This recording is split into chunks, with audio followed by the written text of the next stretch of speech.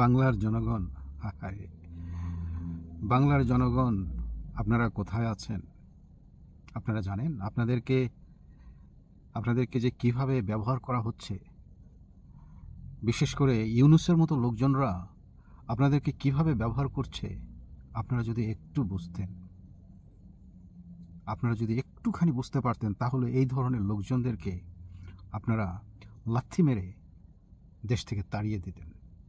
কারণ দেশটা তো আপনাদের।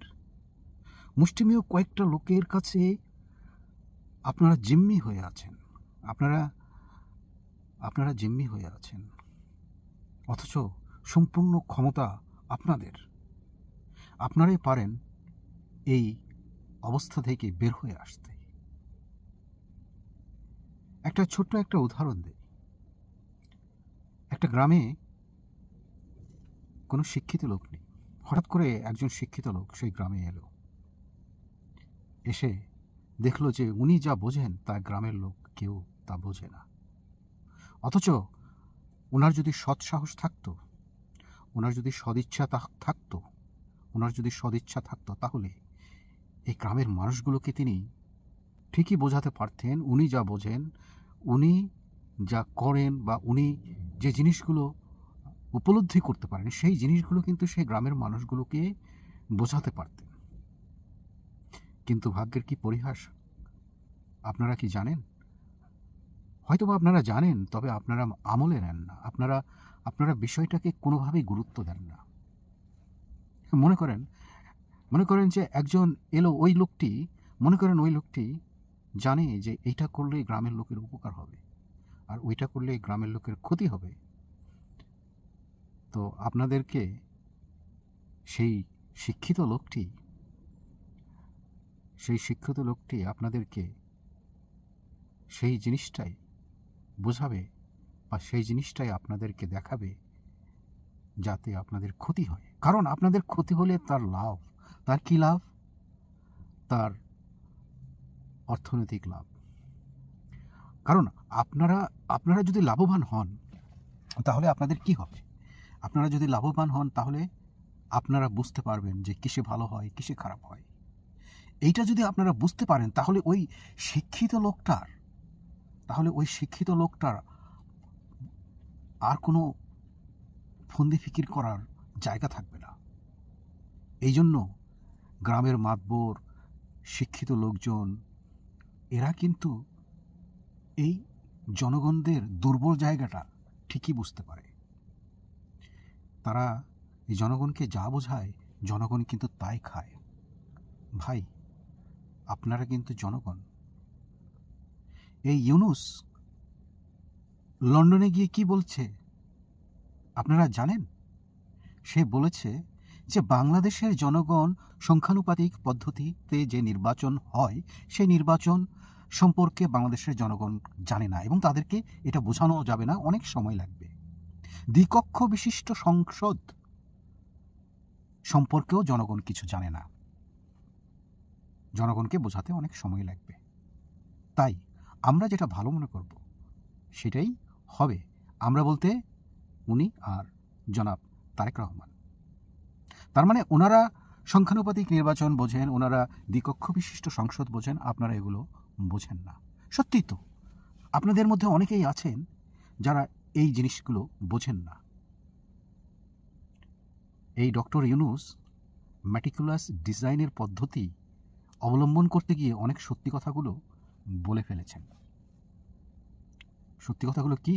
যে আপনারা কিছু জানেন না, আপনাদেরকে দিয়ে তারা যা করবে তাই হবে।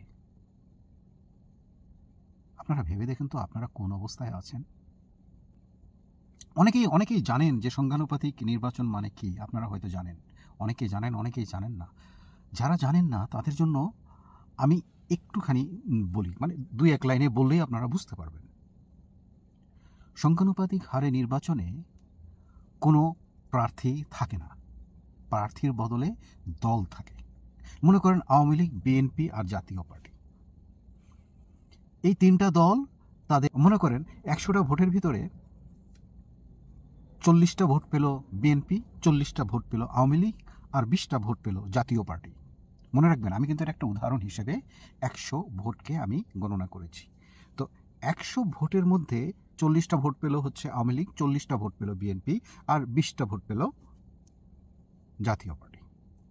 তো এখন এই 100টা ভোটের এই যে ভাগাভাগি হলো, এই যে সংখ্যানুপাতিক যে বিষয়টা, 2জন বা 3জন বন্ধু মিলে আপনারা 100 টাকার একটা জিনিস বিক্রি করেন, তাহলে ওটা আপনারা কীভাবে ভাগ করবেন?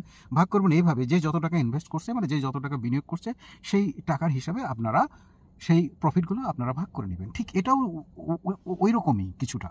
ওই রকম মানে কি, কিছুটা মানে কি একদম ওই রকমই, যে এখানে 40, 40 আর 20, 40, 40 আর 20, তাহলে 100টা যদি আসন হয়, এখন 100টা ভোট, এখন এবার 100টা আসন যদি হয়, তাহলে 40টা আসন পাবে হচ্ছে গিয়ে আওয়ামী লীগ, 40টা আসন পাবে হচ্ছে গিয়ে বিএনপি, আর 20টা আসন পাবে হচ্ছে জাতীয় পার্টি।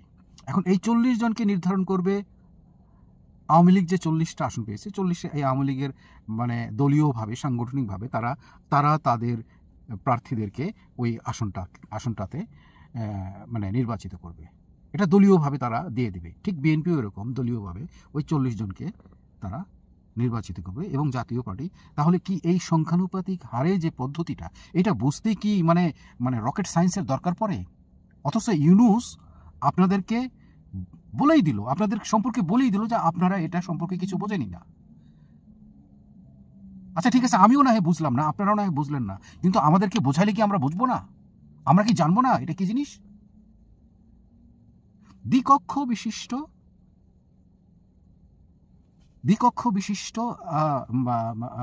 সংসদ বা দ্বিকক্ষ বিশিষ্ট সরকার। দ্বিকক্ষ বিশিষ্ট সরকার মানে একটা হচ্ছে প্রাথমিকভাবে জনগণের ভোটে যারা নির্বাচিত, যারা সংসদ, তারা একটা মতামত দেয়। সেই মতামতটাকে ভেরিফাই করার জন্য উপর লেভেলে আরেকটা কক্ষ থাকে, যেখানে এই যে প্রথম কক্ষে যে মতামতটা দেওয়া হলো, সেই মতামতটাকে পর্যবেক্ষণ করা হয়, বিচার বিশ্লেষণ করা হয় দ্বিতীয় কক্ষে। এবং এই দ্বিতীয় কক্ষে কারা থাকবে? দ্বিতীয় কক্ষে থাকবে হচ্ছে গিয়া ওই যে বললাম না যে শিক্ষিত মানুষগুলো সেখানে থাকবে, এবং শিক্ষিত মানুষগুলোকে যে কোনো সেক্টর থেকে ওই শিক্ষিত মানুষগুলো ওই দ্বিতীয় কক্ষে এসে রাজনৈতিক দলগুলোর সিদ্ধান্ত অনুযায়ী ওই দ্বিতীয় কক্ষে, মানে বলতে পারেন বোয়াল মাছ হচ্ছে দ্বিতীয় কক্ষ, আর হচ্ছে গিয়ে প্রথম কক্ষ হচ্ছে গিয়ে মানে ছোট ছোট মাছগুলো আছে। তো বোয়াল মাছ, কাতলা মাছ থাকবে এই মানে ইয়েতে দ্বিতীয় কক্ষে, আর আর আর এই যে ছোট ছোট মাছগুলো আছে সেগুলো থাকবে হচ্ছে প্রথম কক্ষে। তারা প্রথম কক্ষে এই ছোট ছোট মাছগুলো চিন্তা ভাবনা করবে যে না, এটা করলে ভালো হয়, ওটা করলে ভালো হয়। তারপর এই সিদ্ধান্তটা যাবে হলো দ্বিতীয় কক্ষে। এখন বোয়াল মাছ, কাতল মাছ, ইলিশ মাছ এর এখন চিন্তা ভাবনা করবে যে কিভাবে মানে এই মতামতগুলোকে কিভাবে ইয়ে করা যায়। তার মানে কি, দ্বিতীয় কক্ষ বা দ্বিকক্ষ বিশিষ্ট সংসদ হচ্ছে যে কোনো মতামত সহজেই একেবারে আইন হিসেবে গণ্য হবে না। এটাকে পর্যায়ক্রমে বিচার বিশ্লেষণ করে, মানে দেশের মানে যারা সর্বোচ্চ বুদ্ধিজীবী যারা আছে তাদের মাধ্যমে এটা পাশ হবে। ভাই, আমি এই দ্বিকক্ষ বিশিষ্ট সংসদ, এই যে সংখ্যানুপাতিক হারে যে নির্বাচন, তারপরে হচ্ছে গিয়ে আপনার হচ্ছে গিয়ে ওই যে নির্বাচনটা আমরা আমরা আমরা সচরাচর করে থাকি, সেটা হচ্ছে গিয়ে যে সংসদীয় যেটা নির্বাচন, হ্যাঁ, এই মানে আসন ভিত্তিক যে নির্বাচন, যেটা বাংলাদেশে আমরা করে থাকি, এবং এটা বিভিন্ন দেশে বিভিন্নভাবে বিভিন্ন আঙ্গিকে বা বিভিন্ন পদ্ধতি সেখানে অবলম্বন করা হয়। বাংলাদেশে যে সংসদীয় পদ্ধতি, যে তাদের দলের প্রার্থী তারা মনোনীত করে, এবং সেই প্রার্থীকে আমরা এলাকাভিত্তিকভাবে আমরা নির্বাচিত করে থাকি, এবং যে দলের প্রার্থী সংখ্যা বেশি নির্বাচিত হবে সেই দলই সরকার গঠন করবে। আমরা কিন্তু এই পদ্ধতিটাই পালন করে আসছি। তো আমার কথা হচ্ছে যে সংসদীয় নির্বাচনে আসন ভিত্তিক নির্বাচন পদ্ধতি, সংখ্যানুপাতিক নির্বাচন পদ্ধতি, প্লাস দ্বিকক্ষ বিশিষ্ট সংসদ, এগুলো যেটাই হোক না কেন, আমার কিন্তু এগুলোর ব্যাপারে তেমন কোনো গুরুত্ব বহন করে না আমি ব্যক্তিগতভাবে। কারণটা কি জানেন? গুরুত্বটা হলো গিয়ে আপনারা জনগণ, আমরা জনগণের পর্যায়ে পড়ি। আমাদেরকে কেউ যদি মনে করে যে আমরা কিছু বুঝি না, বুঝলাম আমরা কিছু বুঝি না, কিন্তু ভাই আমাদেরকে বোঝানো হয় না কেন? আমাদেরকে অন্ধকারে রাখা হয় কেন? আপনারা কি এই প্রশ্নের উত্তর দিতে পারবেন? আপনাদেরকে অন্ধকারে রাখা হয় কারণ আপনাদেরকে যা বলা হবে আপনারা তাই মানবেন। আপনারা দেখুন বাংলাদেশের মানুষগুলোকে কিভাবে শোষণ করা হচ্ছে। বাংলাদেশের মানুষগুলোকে অশিক্ষিত করে রাখা হচ্ছে, অবুঝ করে রাখা হচ্ছে, অজ্ঞ করে রাখা হচ্ছে। তাদেরকে এই যে ঘোর প্যাঁচগুলো তাদেরকে বোঝানো হচ্ছে না। আপনাদের কি বোঝার কোনো রাইট নেই? নাকি আপনারা ওই সকালবেলা ঘুম থেকে উঠবেন, খাওয়া দাওয়া করবেন, কাজে যাবেন, আবার কাজ থেকে আসবেন, রাত্রেবেলা আবার ঘুমাবেন, এইভাবেই কি আপনারা দিনাতিপাত করবেন? অথচ আপনাদেরকে নিয়ে কিছু লোক, শিক্ষিত নামধারী কিছু লোক যে খেলাটা খেলছে, তাদেরকে আপনারা কোন পাল্লায় পরিমাপ করবেন? আমি তো তাদেরকে শিক্ষিত বলি না ভাই। শিক্ষিতর যে সংজ্ঞা, সেই সংজ্ঞাটাও আপনাদেরকে ভুল বোঝানো হয়েছে। শিক্ষিতর সংজ্ঞা কি? আমার কাছে শিক্ষিত হওয়ার সংজ্ঞা হচ্ছে যে মানবিকভাবে ভালো মানুষ হতে পারবে, সেই হচ্ছে শিক্ষিত। এখানে পুঁথিগত যে বিদ্যাটা, সেটা অবশ্যই জরুরি, কিন্তু পুঁথিগত বিদ্যা শিক্ষিত হওয়ার একটা অংশ মাত্র। প্লিজ আমার কথাটা বোঝার চেষ্টা করুন। আমি এখানে মহাজ্ঞানী হওয়ার জন্য আসিনি। আমি শুধু এসেছি আপনাদেরকে একটা জিনিস বোঝাতে, যে শিক্ষিত বলতে কি বোঝায়। শিক্ষিত বলতে BA pass, MA pass, PhD, doctorate pass, এগুলোকে শিক্ষিত বলা যায় না। হ্যাঁ, শিক্ষিত হওয়ার জন্য এই বিষয়গুলো সহায়ক হিসেবে কাজ করবে। আপনাদেরকে সহজ করে আমি বোঝাই। আপনারা যদি তরকারি রান্না করতে চান, সেই তরকারিতে যদি লবণ কম হয়, তাহলে তরকারিটা কি সম্পূর্ণতা পাবে? তরকারিটাতে যদি এই যে ঝাল, লবণ, তেল, এই মানে আরও যে আনুষঙ্গিক যে জিনিসপত্র আছে, মশলাপাতি, আরও যে আনুষঙ্গিক যে জিনিসপত্র আছে, এই জিনিসপত্রগুলো বা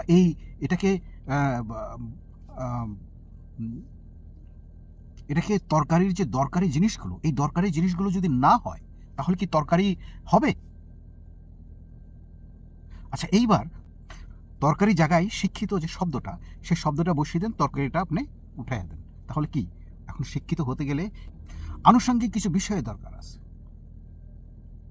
মানে একজন পুঁথিগত বিদ্যার লোক এসে যদি আপনাকে ভুল বুঝায় একটা জিনিস দখল করে, বা একটা জিনিস সে তার আয়ত্তে নিয়ে নেয়,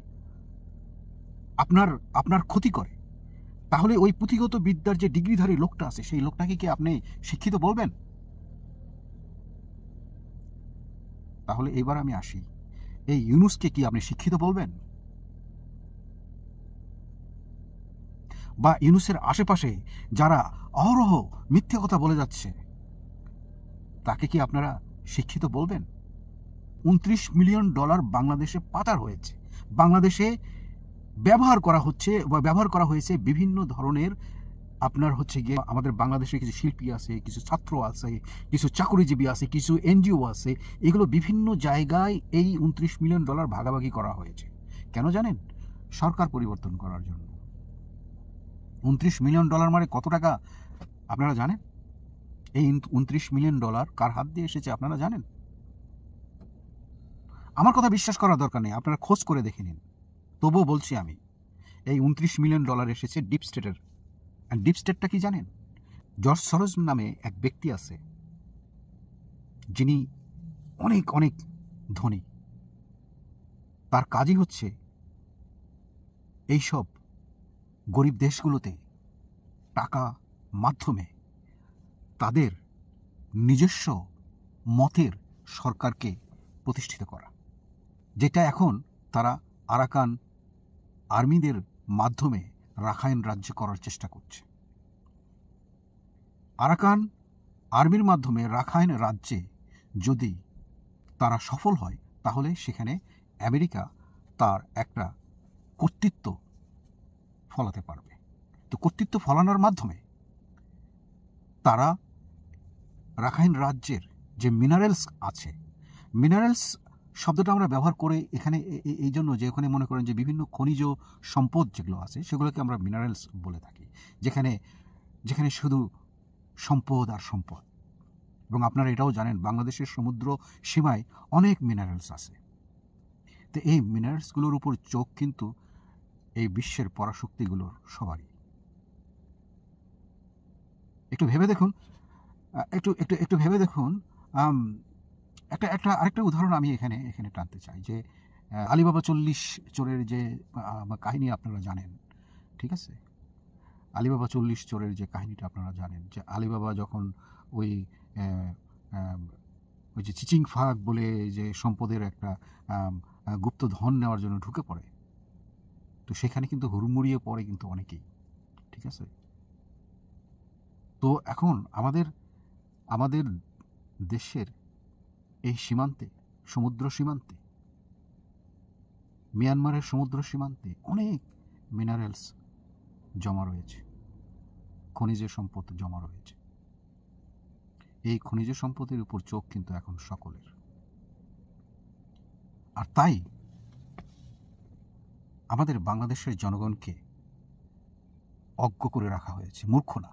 আমি আপনাদেরকে মূর্খ বলবো না, কারণ এতে আপনাদের কোনোই দোষ নেই। আপনাদের মধ্যে আপনাদের কাউকে ধার্মিকভাবে অন্ধ করে রাখা হয়েছে যে আপনারা ধর্ম ছাড়া আর কিছুই বোঝেন না। আপনাদেরকে কিছু নেতার অধীনে বশীভূত করে রাখা হয়েছে, আপনারা সেই নেতা ছাড়া আর কিছুই বোঝেন না। আপনাদেরকে একটি দলের আন্ডারে বশীভূত করে রাখা হয়েছে, আপনারা সেই দল ছাড়া আর কিছুই বোঝেন না। এতে কিন্তু আপনাদের কোনো দোষ নেই, আপনাদেরকে এটা করানো হয়েছে। প্লিজ আপনারা বোঝার চেষ্টা করুন। মঞ্চে সে একজন ধার্মিক বক্তা, সে যেই হোক না কেন, হিন্দু হোক, মুসলমান হোক, খ্রিস্টান হোক, সে যেই হোক না কেন, একজন ধার্মিক বক্তা এসে বক্তৃতা দিয়ে গেল, আর আপনারা সেইটাকে রেফারেন্স হিসাবে ধরে নেবেন? আপনারা নিজেরা যাচাই বাছাই করবেন না? আপনাদের যাচাই বাছাই করার প্রয়োজন আছে কিনা? এই যে আমি যে এই কথাগুলো আপনাদেরকে বলছি, এগুলো তো আপনারা যাচাই বাছাই করে দেখবেন যে এই লোকটা এগুলো কি বলে। ভালো থাকবেন।